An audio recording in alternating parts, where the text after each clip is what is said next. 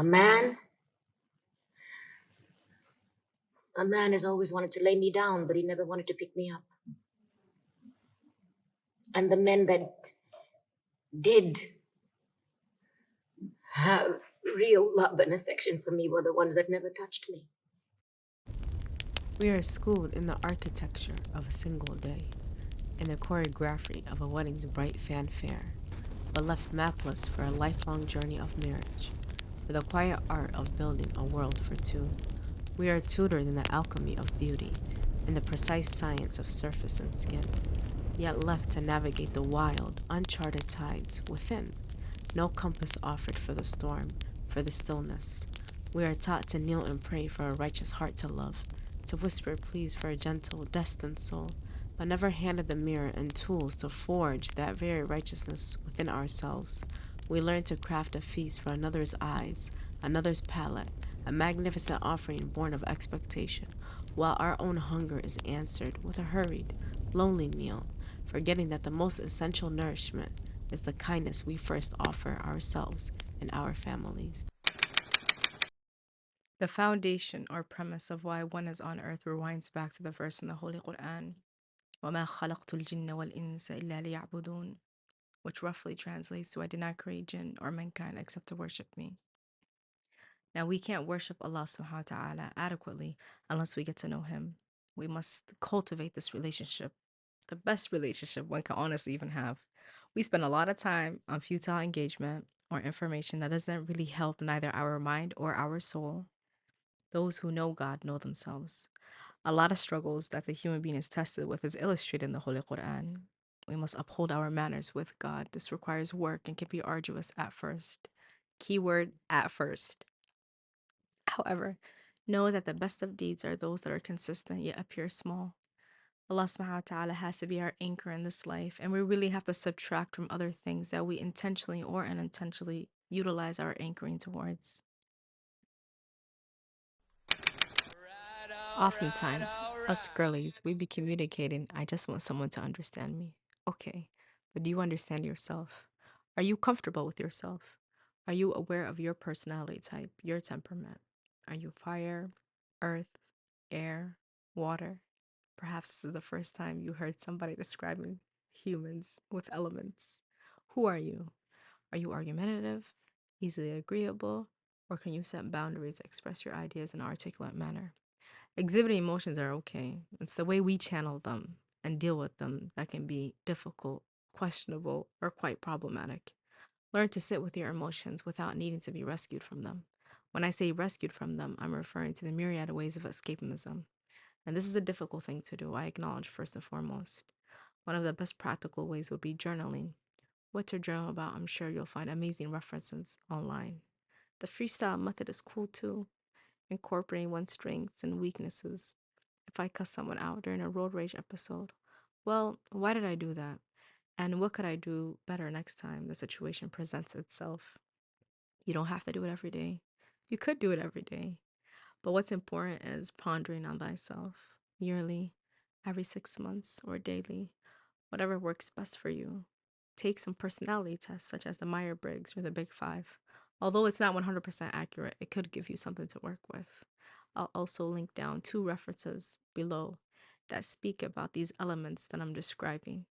Are you hot and dry, cold and dry, hot and wet, cold and wet? Humans have elements in them, and it's very important to try understanding what this means. What are the intentions behind your marriage? Are you running away from yourself? Is it out of perceived love, delusional love, or infatuation and lust? Are we displaying Disney Channel's expectation and indoctrination of what they told us what love is? Do you want to keep up with social standards or compete with peers? Or is it for the sake of Allah subhanahu wa ta'ala and you recognize that this is an act of ibadah and to safeguard yourself and to be the best parent you can be if you end up being gifted? Your presence should be known to your parents, your guardian, those who have authority over you. Please keep your family in the loop about your location, your destination. Be as transparent as possible. There's no need to be deceptive, to conceal anything about your whereabouts. Please do not self isolate. Keep your people in the loop. Your whereabouts, 2 o'clock, where you at? 3 o'clock, 4 o'clock, 6 o'clock p.m. We shouldn't be out at night, but I know some of us have missions at night. But we should also be with people when we're on our missions. Okay? In a culture that prizes busyness, some women are pushing back against rushing woman syndrome to find a more balanced feminine core. In other words, to rediscover their femininity, many women are seeking an antidote to the modern pressure of always being rushed. Why are we being rushed? What femininity looks like for you can be different depending on your environment and cultural background. It's not a one size fits all approach, it's not an archetype. I believe we forget that millions of women throughout the centuries embarked on Earth, myriad of women, a melange of women, variety, all different. Don't be too hard on yourself. Learn how to pour into yourself when necessary. Have some gentle, soft living days for yourself. Get to know your menstrual cycle. Did you catch the days where you had the most energy?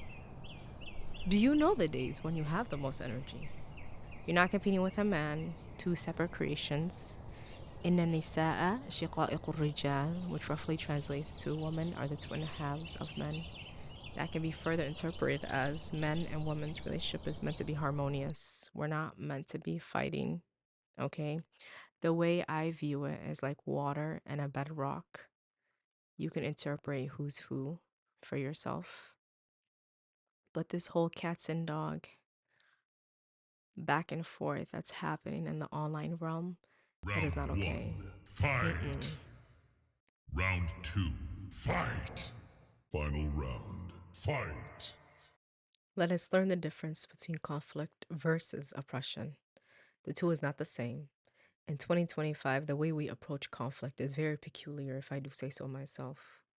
Do not become a blind follower. Know your basic rights in Islam. Okay, seeking knowledge is an obligation for the believer. One of my favorite sheikhs, he once made an analogy that it really stuck with me. He said marriage is like two companions on a bumpy road. What do you find on a bumpy road? Let us create a welcoming environment wherever we are, where we sleep, where we study, wherever our presence is felt. Excellence, it shouldn't be an option, it should be the standard. Let's learn how to manage our money properly. Let's learn how to be responsible spenders, knowing the difference between wants and needs. Oftentimes, what I come across in the online realm is two polar opposites. It's either a overindulgence, overconsumption in material things, or complete stinginess, miserliness.